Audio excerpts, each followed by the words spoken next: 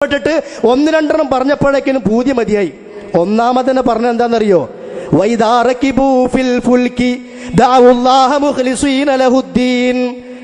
അവർ കടലിലൂടെ മക്കയിലെ മുശ്രിക്കുകൾ യാത്ര ചെയ്യുമ്പോ അവർ അള്ളാനെ വിളിച്ചു പ്രാർത്ഥിക്കും. മുജാഹിദികൾ പുഴക്കരയിലെത്തിയ ജിന്നിനെ വിളിക്കുന്നു പറയാനത് പറഞ്ഞു വന്നത്. പക്ഷെ ഈ അഹ്സനിന്റെ ചിന്തയും അലവി സഖാഫിന്റെ ചിന്തയും രണ്ടാണല്ലോ. ഓരോരുത്തരും ഓരോന്നാ പറഞ്ഞു നടക്കുക. ഇയാളെന്താ പറഞ്ഞു ഇയാൾക്കും അറിയില്ല, ഇയാളെന്താ പറഞ്ഞ മറ്റാൾക്കും അറിയില്ല. ഈ വാക്ക് പറഞ്ഞപ്പോഴേക്കിനും ഈ ആയത്തോതി വിശദീകരിക്കാൻ തുടങ്ങിയപ്പോഴേക്കിനും പ്രസംഗിച്ചു കൊണ്ടിരിക്കുന്ന ഫൈസൽ അഹ്സനിയുടെ കയ്യ് ബാക്കിലിരിക്കുന്ന അലവി സഖാഫി പിടിച്ചു. അത് മുണ്ടണ്ട, ആ ആയത്ത് പറഞ്ഞ കുടുങ്ങും. എന്താ കാരണം എന്നറിയോ? രണ്ട് കാരണം ഉണ്ട് അതിന്. അതോടുകൂടി പിന്നെ മുജാഹിദീങ്ങളും മുസ്ലിങ്ങളും തമ്മിലുള്ള ബന്ധപ്പെടുത്തൽ നിന്നു. രണ്ട് കാരണമുണ്ട് അവിടെ. ഒന്നാമത്തെ കാരണം, മക്കയിലെ മുശ്രിക്കിനേക്കാൾ വലിയ ശിർക്കാണ് നമ്മൾ ചെയ്തുകൊണ്ടിരിക്കുന്നത്. അത് ഇനി എന്തിനാ അവിടെ വിശദീകരിക്കാൻ വകുപ്പുണ്ടായി കൊടുക്കുന്നത് എന്ന നിലക്ക് അലവി സഖാഫി കൈ പിടിച്ചത്. അത് ഞാൻ പറഞ്ഞുതരാം. ഇത് സബീന കിതാബാണ്, 366 വക. ഇത് പണ്ട് തള്ളിയല്ലോ വലപ്പുഴ വെച്ചിട്ട്. അലവി സഖാഫിനെ വിളിച്ചുകൊണ്ട് വരണം. ഇത് ശരിയാണോ സഹീഹാണോ? അന്ന് പോയതാ, 7 കൊല്ലം കഴിഞ്ഞു. ഞങ്ങൾ സഹീഹാക്കിയ 5-6 ബാക്കി പരിശോധിക്കട്ടെ എന്ന് പറഞ്ഞ് 7 കൊല്ലം കഴിഞ്ഞിട്ട് പരിശോധിച്ചോന്നും കൂടി ഇനി സഖാഫി വരുമ്പോൾ എന്ത് ചെയ്യണം? ചോദിക്കണം. ഇതില് മമ്പുറം മൗലിദുണ്ട്. മമ്പുറം മൗലിദ്. ആ മമ്പുറം മൗലിദിൽ സയ്യിദ് അലവി തങ്ങളുടെ കറാമത്ത് പറയാണ്. എന്താണ് ആ കറാമത്ത്? അതൊന്ന് കേട്ടോളൂ. കറാമത്ത് വിശദീകരിക്കുകയാണ്. ഇതിന്റെ പേജ് നമ്പർ 344.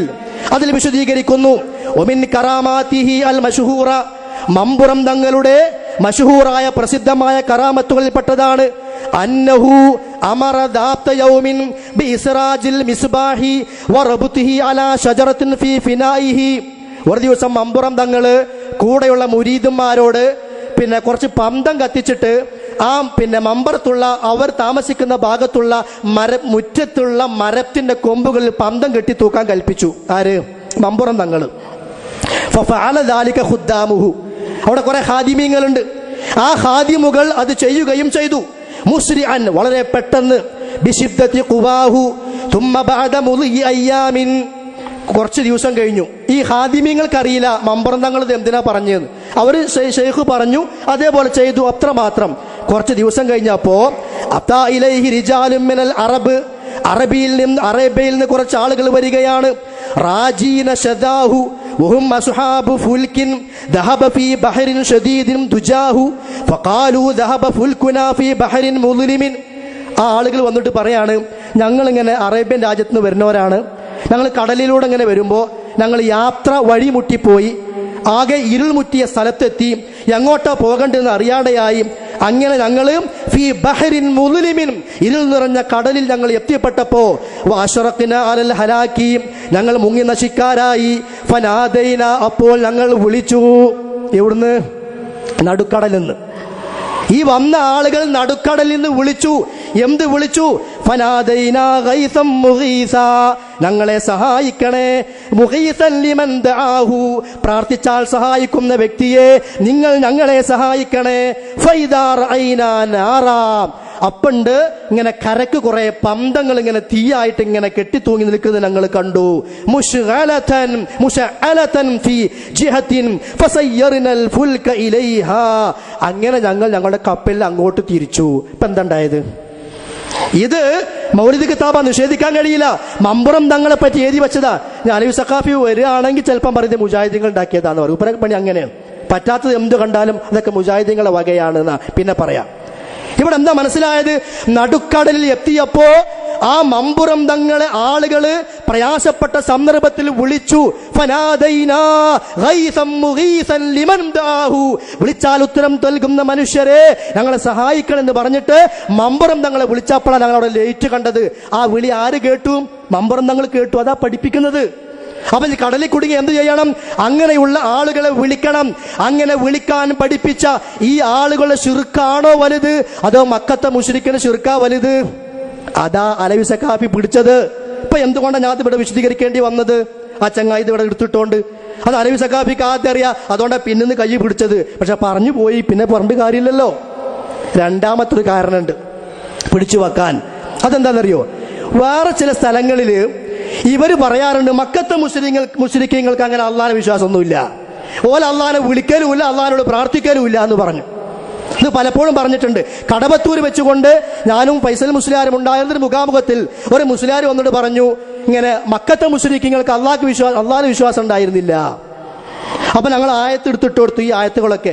അപ്പൊ അവര് പറഞ്ഞു, അത് ആ അള്ളയല്ല, അത് വേറെ അള്ളയാണ്. പലപ്പോഴും സമൂഹം ഈ ചോദ്യം ഉന്നയിക്കുമ്പോൾ അലവി സഖാഫിയെ പോലെയുള്ള ആളുകൾ, ഈ മുസ്ലിയാക്കന്മാരൊക്കെ എന്താ പറയാറുള്ളത്?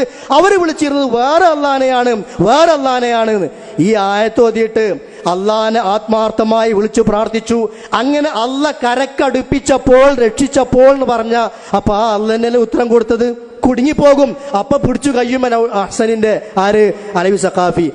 ഇതുകൊണ്ടൊക്കെ തന്നെ CD ഇറങ്ങാത്തത് മനസ്സിലായി നിങ്ങൾക്ക്? ഇതിന്റെ പേരാണ് ആദർശ പാപ്പരത്വം. അതിന് ആവശ്യം നമുക്ക് വരുന്നില്ലല്ലോ. സത്യസന്ധമായി വിശുദ്ധ ഖുർആനിന്റെ വചനങ്ങൾ സമൂഹത്തെ ഓതിക്കൽപ്പിച്ച് ഇതാ ഈ ആയത്ത് ഇന്നത് പറയുന്നു എന്ന് പറഞ്ഞ് വിശദീകരിച്ചു കൊടുത്താൽ എന്താ പറ്റാൻ പോകുന്നത്? അതിന് പകരം ഈ പ്രസ്ഥാനത്തിന്റെ ആളുകളെ മോശമാക്കാനും കൊച്ചാക്കാനുമുള്ള ശ്രമങ്ങൾ നടത്തിക്കൊണ്ടിരിക്കുന്നു. ഇനി നമുക്കൊന്ന് പരിശോധിക്കാം, മക്കത്തെ മുശ്രിക്കുകളുടെ സ്വഭാവം ആർക്കാണുള്ളത് ഒന്ന് പരിശോധിക്കണമല്ലോ. കാരണം ഒരു മരുന്ന് കഴിച്ചാൽ ചിലപ്പോൾ ഗുളിക കഴിക്കുമ്പോൾ ചിലപ്പോൾ ഗ്യാസുള്ള ആളുകളുണ്ടാവും. അപ്പൊ ഗ്യാസ് മാറാ ഗുളിക ഒപ്പം കഴിക്കേണ്ടി വരും. ചില സൂക്കടകൾ അങ്ങനെയാ, അപ്പോൾ അത് മാറുള്ളൂ.